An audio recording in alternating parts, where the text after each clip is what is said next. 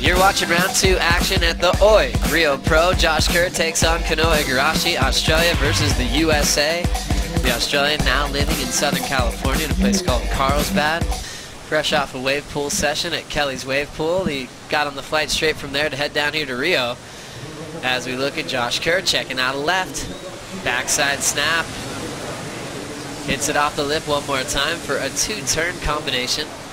We talk about combinations all the time in pro surfing, and even when you do 2 backside snaps that look the same, oftentimes if you're hitting the lip with power, you'll get a decent score.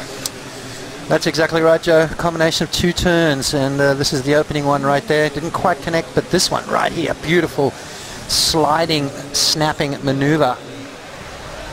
Now Kanoa Igarashi choosing his backhand weapon as well, backside float, quick jam, and he'll get out of there. Yeah, both Josh and Kanoa had an opportunity to go and surf Kelly's wave pool. Still waiting for the invite. He was saying all about it. Can't wait for Igarashi's next section on the wave pool. So far, so good in this one. A 4.83 for Kanoa. Kersey, 6.17 for 2 backside blows. Like a quick maneuver, needed to go back to the firewire fins, and then with that extra tilt with the fin setup, it's definitely working a lot better in these suckier waves because the other setup's kind of a little bit slower. The Fiji Pro starts on June 5th. The best men athletes in the world. Back to this one, zombie dive out the back for Josh Kerr out of the closeout. 6.17 and a 4.5. Wiggly Dantes. Little peak popping up for Josh Kerr. Just set up work for speed, full rotation alley-oop, lands on the roof. Josh Kerr can land those in his sleep.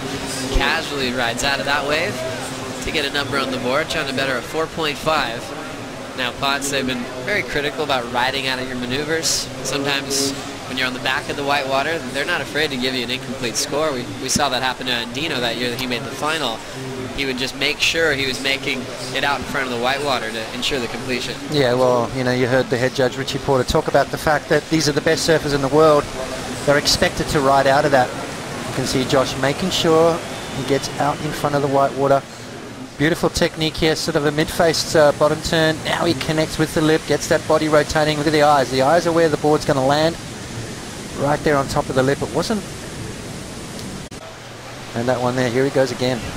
Now Josh Kerr taking off again, deep off the bottom. He'll climb the first section. He's got a section for the tail blow reverse. Super casual in his approach today. Alley-oop looked effortless and just cruising through that forehand reverse off the top. So waiting for 2 scores for Josh Kerr at 19:30 to go. 19 minutes and 20 to go. Late takeoff. Nice deep bottom turn right there from Josh Kerr. And again, just whips that board around nice and quickly. So Josh Kerr, ever so casual here to kick things off. Tell you what, he's not taking anything for granted though. He knows how dangerous Kanoa Igarashi is and how quickly things can change in beach break situations like this. Kanoa grew up competing against guys like Connor Coffin, who's coming up next against Michelle Perez. Michelle Perez chatting with Alejo Moniz as we see the backside full rotation attempt from Josh Kerr. But just a really subtle approach there, keeping his arms real balanced to his side. Dedicated himself to really gigantic surf. Gliding in down the beach is Kanoa Igarashi. Little speedy snap off the top. Close out hack into the flats. Kersey down the line. He punches his fins out. Another casual reverse for Josh Kerr. Giving the men a break for the rest of the day. Round 3 still on standby, as well as women quarterfinals. Back to this one with Kanoa Igarashi. 2 solid backside hacks. Finds a finish. He's being much more selective than Josh Kerr. Potts, how's it working for him? It's well, at the moment 4.83 and a 3.0, so it's not really working. He's got to crank it up. He's got to start catching waves. Our competitor. Beautiful check turn right there. Then right here, that's the meat of the score is going to come from that last maneuver. What feels the best? Here's Josh Kerr. He's checking out a left. There's his first turn. Jams it off the roof. Still a little bit open space here, so he'll coil up for that backside snap. He'll dry dock this one. Inside corner, bending into the beach. He'll take the low road and try to build on his total out front. Wow, that's a good wave right there, 5.93. I think he's going to better that score and quite possibly increase his situation over Kanoa Igarashi. Kanoa with plenty of time remaining, though, 11 minutes and 50 seconds. That's a long time in these kind of beach break conditions. Josh Kerr, though, because he's stayed busy, he's finding these great little jams, a couple of beautiful turns here, and he's not done yet. Look how quick he whips it around again, so that board looking really good under his feet. A lot of people would look at him, think he was going right because of his approach at Rincon, and he sort of flipped the script on him. Here's Kanoa Igarashi now. Blitzy little snap into a forehand punt. We were asking about your favorite combos, and that's an all-time classic. Big snap, doing a punt. That's like how you'd mind surf that way. Yeah, exactly. I don't think you could have done any more, and I like the traditional aerial, just that straight air, which to me I think is probably almost more difficult. You know, nice little check turn right there. Almost lost it, but regathered, and then just that nice straight air.